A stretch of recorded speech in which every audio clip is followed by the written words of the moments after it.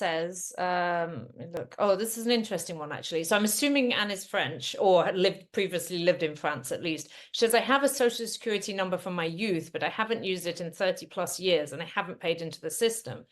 Are there things that I will need to do for it to work? In lots of ways, it's no different, but it just might make things a little bit easier. So when you'll still have to wait for 3 months. And I've friends here who are French, who've left the country to study and been away and then come back and been through this. So they've had to wait 3 months in order to reactivate their social security. And then if you're not working, again, you apply under the provision of Puma. Although if you're French, I think you can probably apply straight away.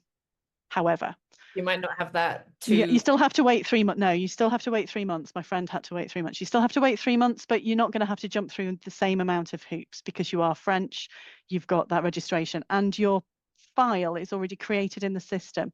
What can take so long for people coming to France who've never lived here?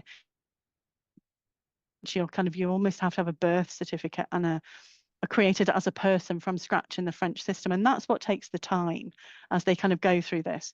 I don't think we'll touch on it today, but and we touched on it in the longer discussion, which is you have to look at your birth name. They need to see what name you were born with and see the progression of your name and all this kind of stuff. And that's quite important.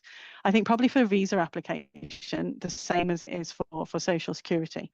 And that's what takes the time. So if you already had a French Social Security number, it's likely you're still there in their systems and they'll find you and they'll resurrect it and they'll reissue it. Okay, that's interesting. Okay, yeah, Anne confirms, yes, she is French. Okay, so we answered that correctly.